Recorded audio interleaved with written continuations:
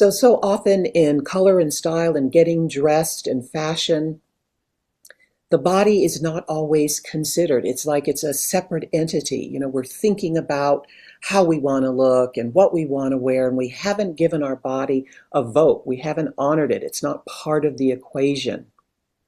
We don't have a body. We are a body.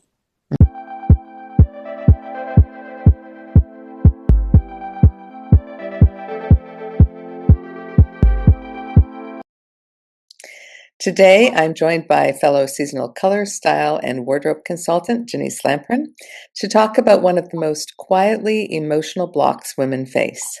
Why is it so hard to dress the body we actually live in?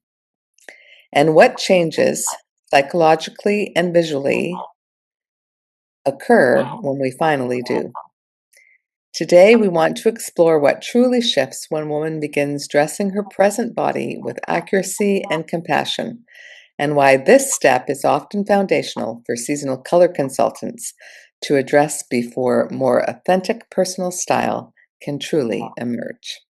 Welcome, Denise. I am so looking forward to this conversation, which has been a hot topic for you and I for a while now, and good to have you with us.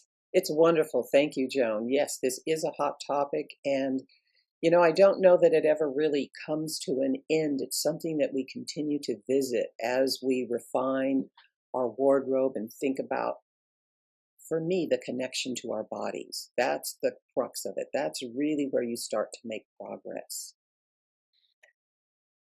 Denise, in your experience, why can it be so difficult for women to dress the body they're living in now rather than the one they remember from the past? Such a good question, and it's multi-layered, and we're complex emotional beings. The most obvious, I think the one that we see the most, is the physical, and that's if the body has changed. But taking it away from our body and looking at it differently, what if a clothing line or a designer has shifted the way they make clothes? Something that you've relied on for 10 years, and now it's no longer there. That kind of leaves you in limbo. And if you're not really connected to what your body is doing, you're looking to repeat rather than replace. You're looking to go back to what worked. Maybe I call it the in-betweens. We're not rooted. We're not rooted in our bodies, and we're not rooted in our wardrobe. And that just kind of creates emotional chaos. It can be financial too. It can be a number of things that affects the fact that we can't be present, that we're really relying on what worked in the past, but we haven't found the tools. We haven't found what really works for us to be rooted in our bodies now. Yeah, that's a really good point, particularly for people who have always relied on a brand, and that brand doesn't work for you, maybe at this age or stage of your life. I would say that for myself, I was the skinny kid, and by the time I got married, I weighed a whole 98 pounds. And so for the first couple of decades, really almost 4 decades of my life, I had to deal with being too thin. And then gradually, I suddenly turned into this more curvy person with a softer body, and I had no experience in dressing that kind of a body because it was unknown to me previously. And so I think that for a long time, I spent a lot of time thinking, well, I just have to lose that 5 or 10 pounds.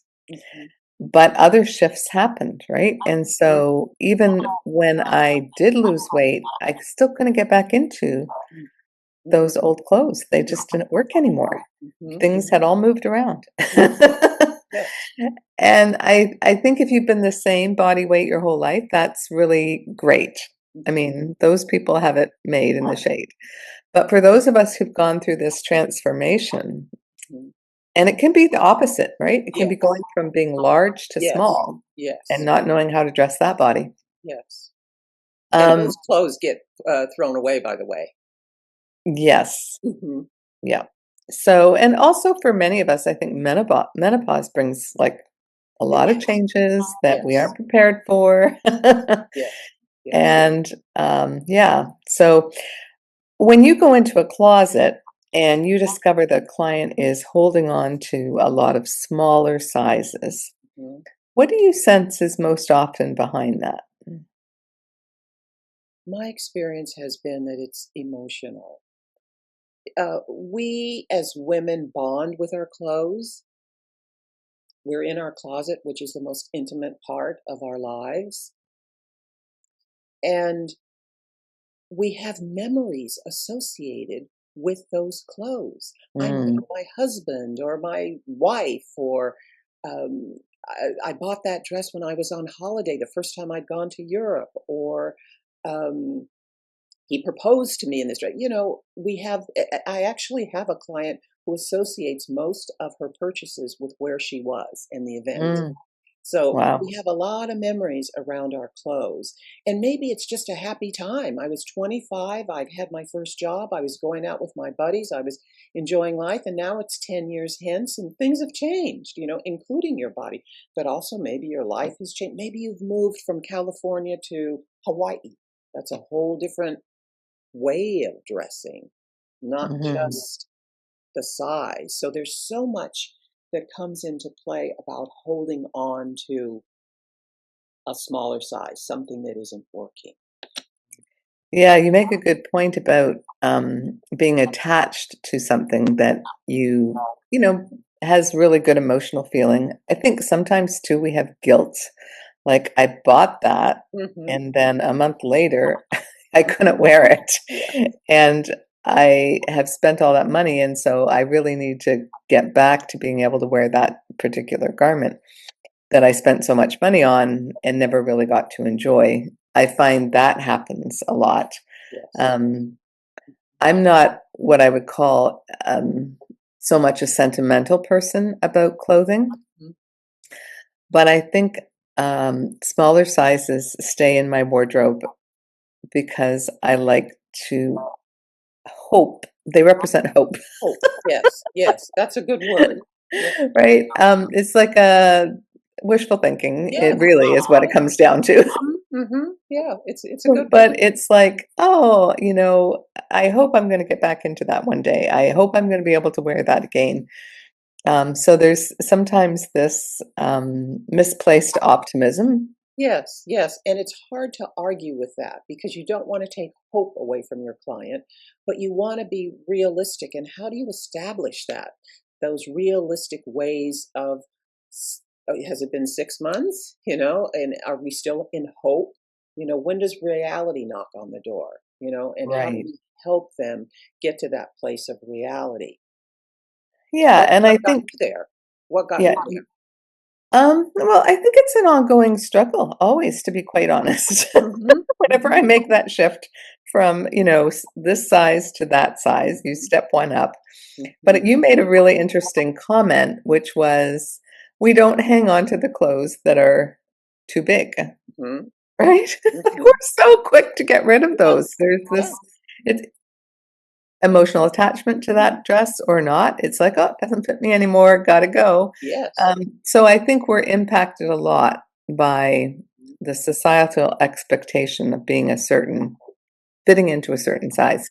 And for every person, that's different. Every For some people, they don't want to be out of a size 2 or a 4. mhm, For other people, like, they don't want to go from a 10 to a 12 or from a mhm, 12 to a 14. Like, we all have our, magic number that where did it come from? mhm, Who knows? mhm, mhm, But it's our magic number when we maybe felt at our best mhm, and we want to get back to that number. mhm, So I think for me, I struggle with letting go mhm, of the hope that things will, you know, go back to the way they were, mhm, even just a month ago or 6 months ago. mhm. And I think when you have a fluctuating weight, it is sometimes wise to have two sizes, Mm-hmm. Mm-hmm. right? Because if say through the winter, you tend to gain weight, Mm-hmm. but then once you get more active in the spring, you start to lose it again. You might have two wardrobes going. Mm-hmm. In in my case, I get a lot of that when it comes to my pant sizes. Mm-hmm. So I used to get rid of the pants Mm-hmm. and then be like, oh shoot, I'm back up those 5 pounds. I should have hung on to those Yeah. pants. So I have designated a waiting zone Mm-hmm. Yeah. Yeah. Mm-hmm. in my closet for both up and down. Yeah. And by doing that, I Mm-hmm. gave myself permission to say, I vary between these two sizes, and that's okay. Absolutely. What I hear you saying is that you're aware of your body fluctuations and you've made a decision to work within those parameters. So it's not so much an ignoring of what's happened; it's an acceptance and working with it. That's a whole different dynamic, right? Hmm. Yeah. Congratulations. That's a good, aha. Right, because none of us feel comfortable, right? We don't feel our best being poured into something, Mhm. where you're straining to get that zipper up, or you're adding a safety pin because the button won't join, or you're spending your whole day keeping your buttons from popping, or Mhm. all your jackets have to be worn open. And I think we don't feel great when we're wearing clothes from a previous size. Yes, it's not who we are anymore. And Yeah. also, COVID is 5 years gone now, but we're still living with the effects of it. Some of which are for the first time in our lives, we know what comfort feels like. And it can't be necessarily if you're going to work or your routine, it can't be in leggings and a t-shirt, but your body knows what comfortable feels like now. And how can Mhm. you duplicate that in something that you can wear to work or you can wear every day? So that was a big takeaway from COVID is to really understand you gave your body a vote. You let it be comfortable. And now you're going to go backwards? Mhm. No. Yeah, I think that often we equate, "Oh, I've gotta take this off. It's uncomfortable." This, maybe pair of dress pants. "Oh, they're not comfortable. I gotta get out of them and get into my sweats." The Mhm. reason they're not comfortable is because 'cause they're too small. They don't fit. Yeah, Yeah, they don't fit. yeah. And we haven't in our culture given fit enough airtime, enough Mhm. playtime. We talk about color and we talk about trends and style, but we really don't talk about what a good fit looks like and what it feels like. And we have influencers too that highlight what they're interested in or what their body shape is like. And then we think, well, that's a good fit. I don't know about that. Right. So once again, dial it back, look at your body, and you have to decide what works for your body and what you're comfortable in. Fashion isn't our friend. I mean, by now we're kind of figuring that out because the vanity sizing. Mhm. I recently had a really unpleasant experience with a company that I've worn clothes from for years, and I have a particular size that I've always worn, and I had to go up a size, and then I had to go up another size, and I thought, okay, this isn't me. I am not going to make this about my body is bad or too big or too this. The sizing is off, and I think we need to know that. Well, Mhm. they've changed the fit model. They've changed the way they've constructed the pants. If we're a size up, we kind of look and think about two sizes, possibly three sizes. There's something wrong with the garment, not you. Mhm. Yeah. Well, sometimes it's me, but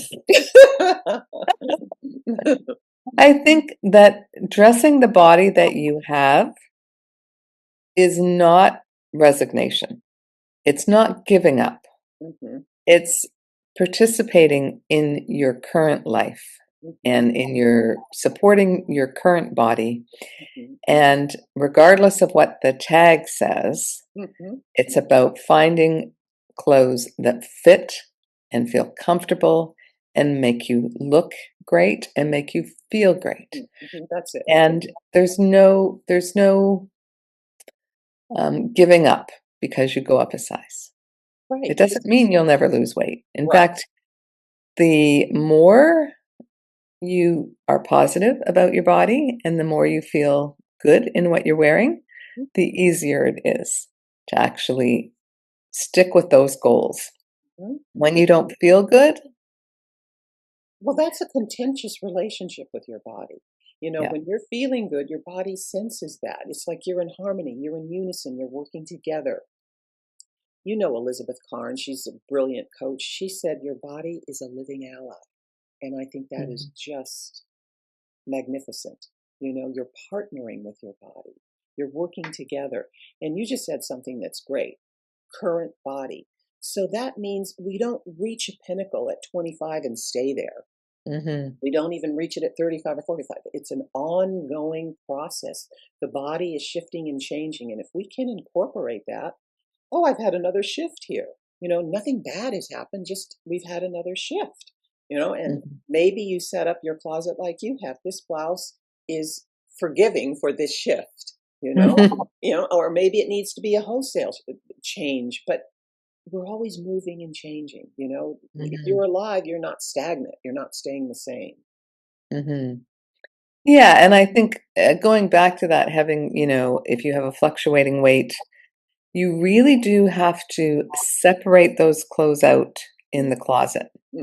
So you're not reaching for the ones that are too small right now or too big right now. You have them in another place. They're being held, because then you can make sure that in your current size, you have everything you need.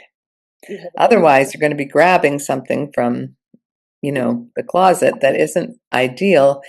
You're not even really aware that you have that, hole in your wardrobe.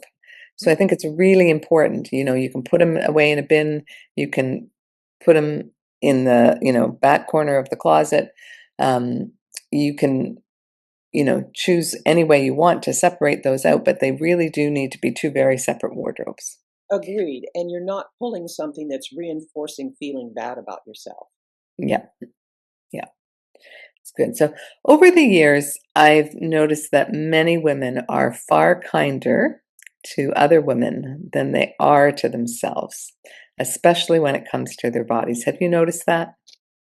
Well, sure. I mean, I think we hold ourselves to a higher standard than we do others. And I don't know that that's a female thing where you feel as though you want to be generous and kind to someone else, but body shame yourself, that doesn't work.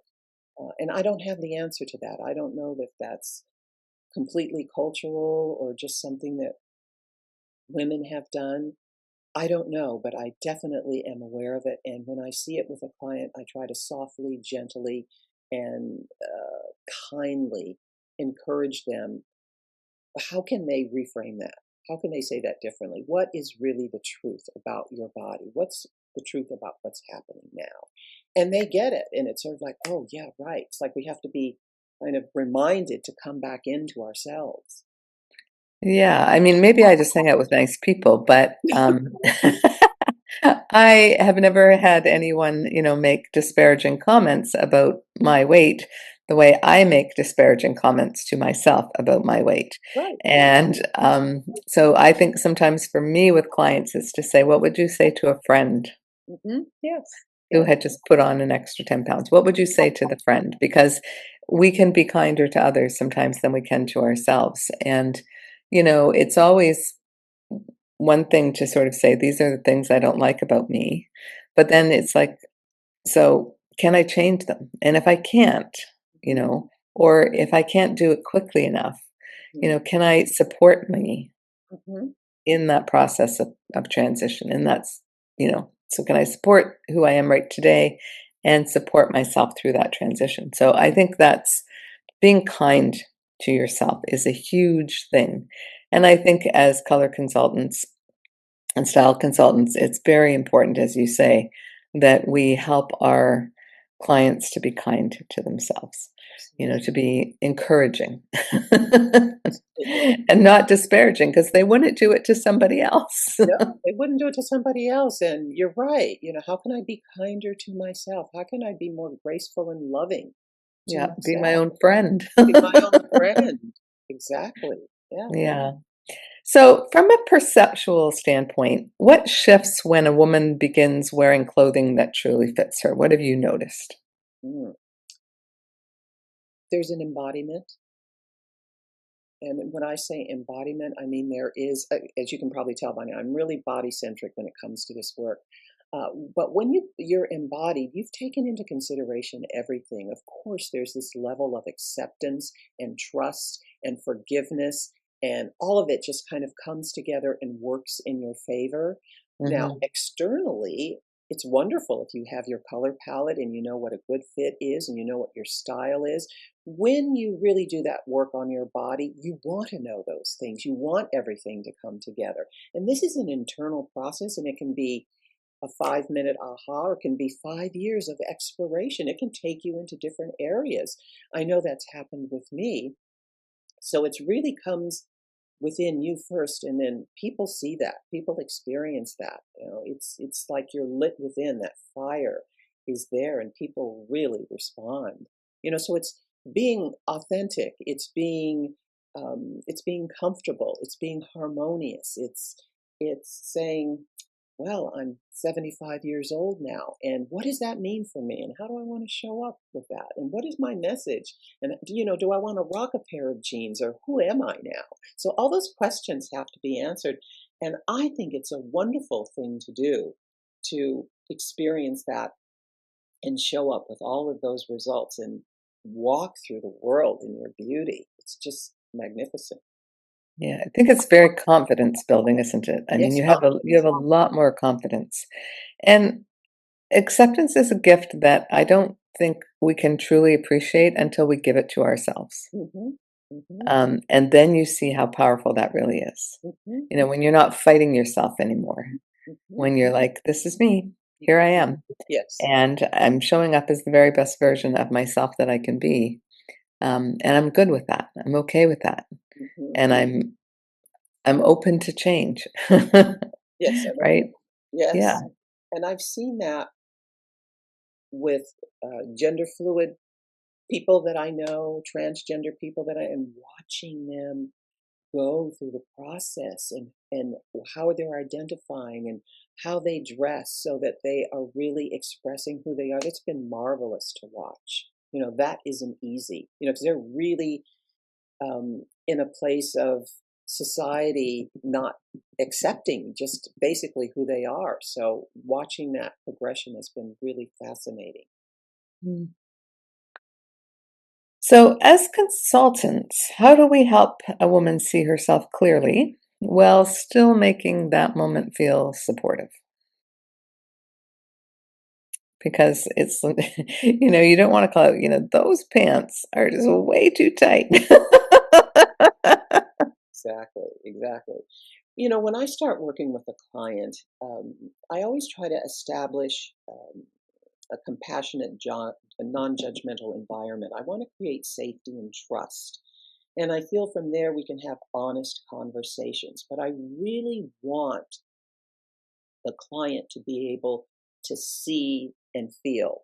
Those are the two big things in this work that we do: seeing and feeling. And so if I can get one top, if I can get one pair of pants, if I can get one outfit that's really smashing on that client, and she or he can say, wow, I look great. And I said, how do you feel? I feel really good. Okay, so now that's something they've experienced for themselves. They know what it's like to look good and feel good. So that now becomes the template.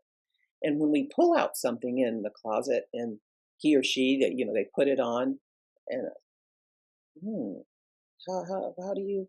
Well, I said, does it feel like what you had on before? Not quite. It doesn't feel good. So now it's coming from them. It's not Denise saying, oh, that doesn't look good, or it's them having the experience of knowing and feeling and seeing that it doesn't work. Mm-hmm. That's what I try to set up.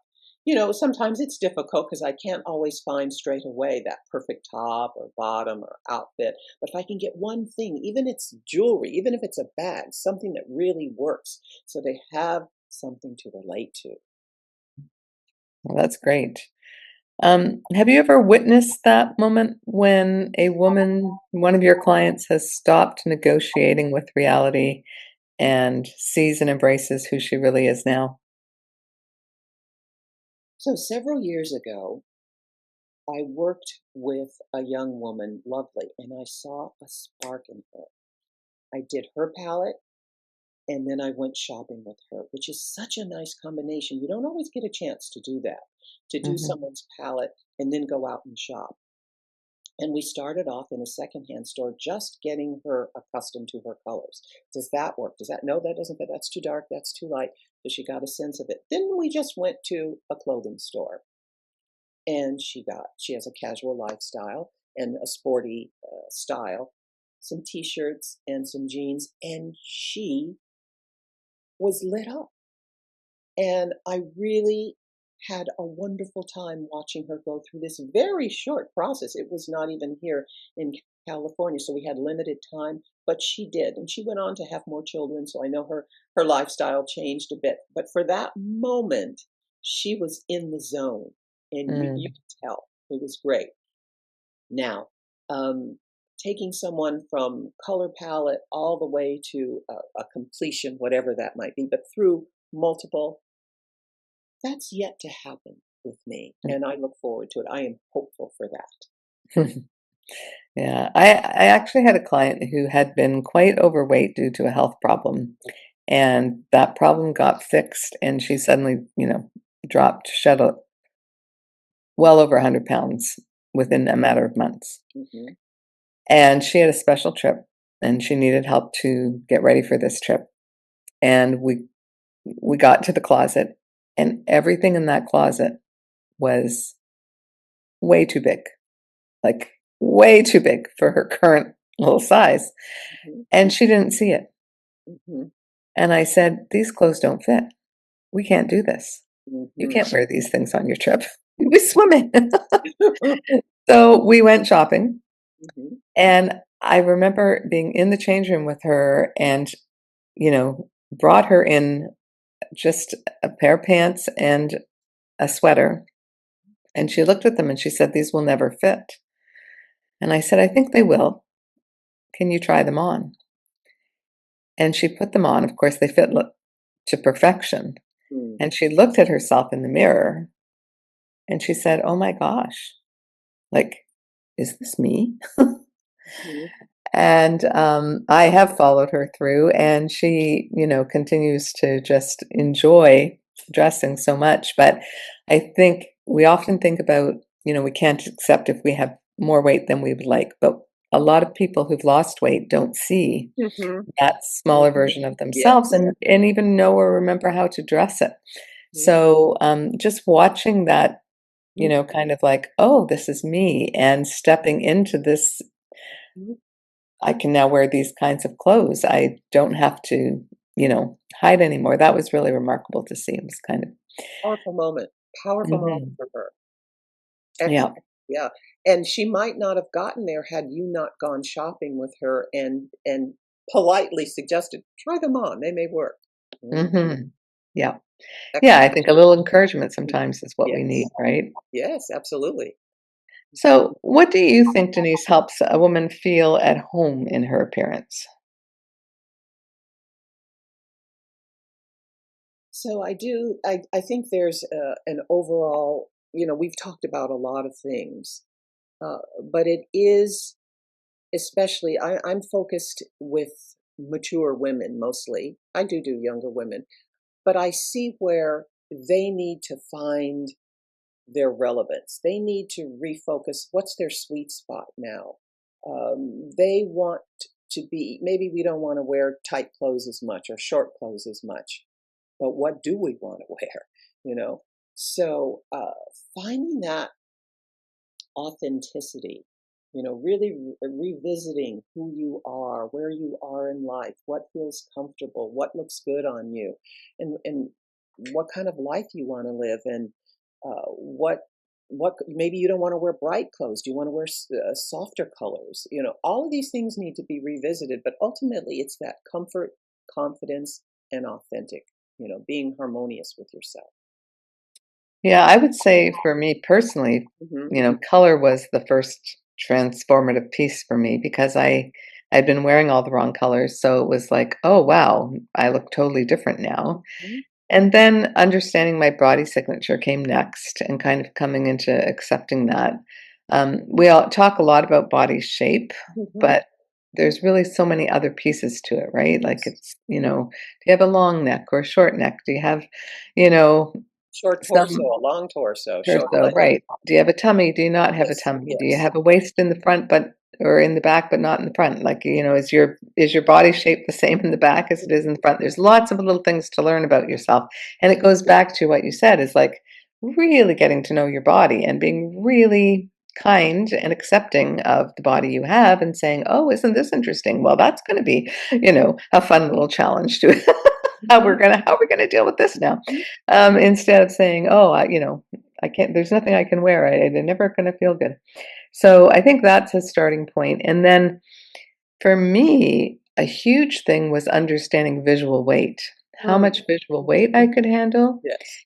and also how much complexity I could handle in an outfit. And once I sort of got those two things, those little keys, Mhm. that just took it up to a whole other level, right? So Yes. I think for me, and I know for you, this has been such a fun journey since having my colors done, continuing on to say there's all these levels of what it means to be, the season that you are and what supports you and what supports your body signature and all of those things. And your personality. I think that was a big Yes. one for me is Yeah.